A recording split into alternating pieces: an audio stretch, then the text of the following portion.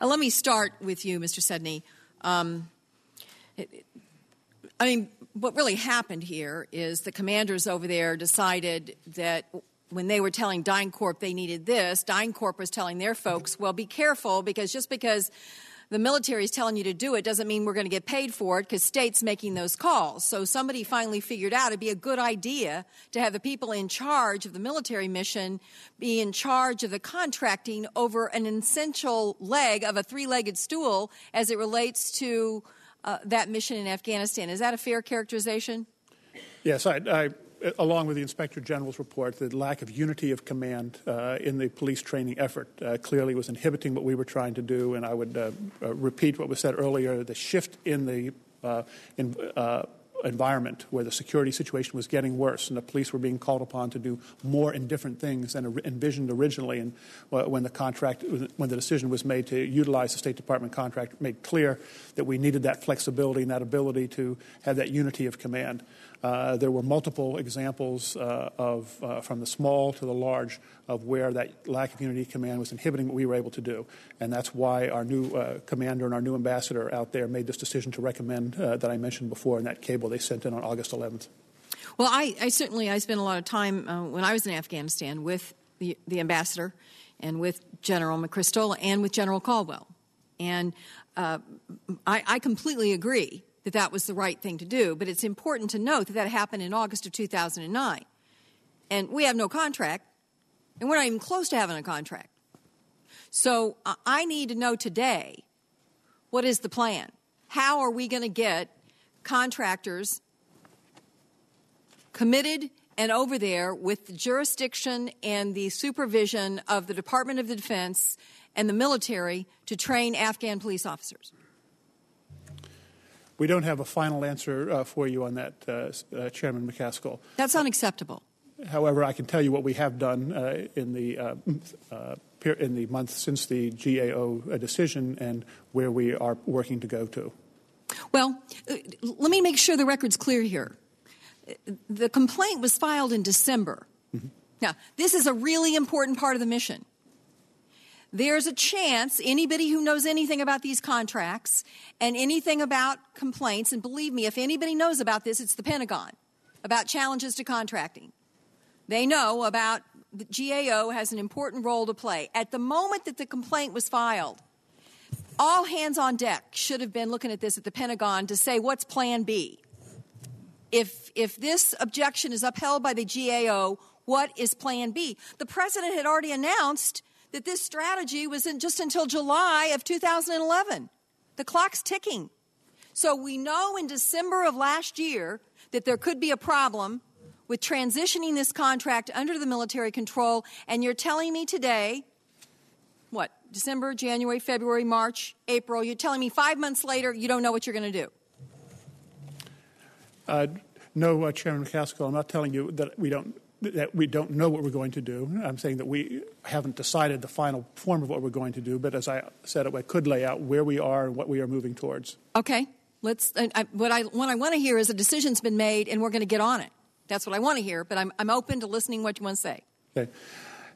You're correct that once the contract protest was filed, we should have been and we were aware that we needed to start making alternate plans. Those alternate plans had to, of course, cover a wide range of possibilities out of the contracting. And as I understand it, I'm not a contract lawyer, but as I understand it was advised there are some things that we had to be careful to do that in terms of preparation could not go beyond actions that could then lead to further protest. So we have to be careful what we did legally.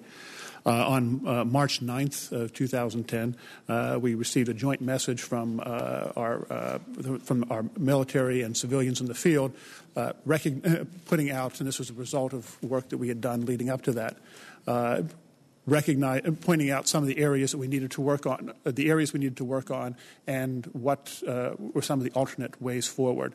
Since the GAO decision, my department, myself, Assistant Secretary Johnson and his department, we've met. The current DynCorp contract is an extension of a contract which had expired, and that extension runs until July of this year. We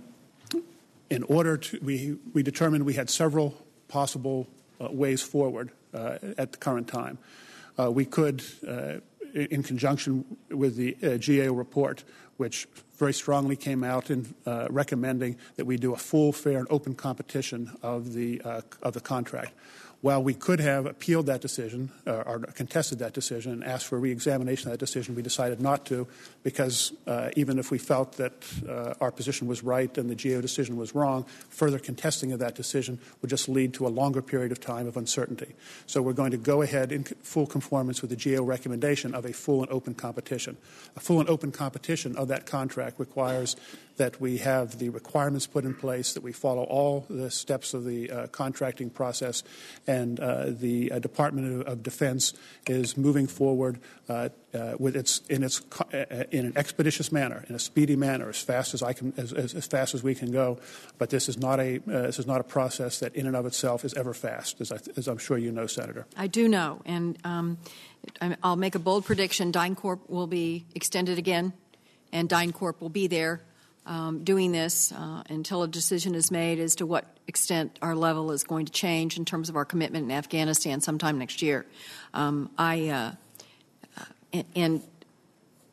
the lesson that probably needs to be learned here is that shortcutting the process through existing task orders and contracts is what, generally speaking, the Pentagon likes to do.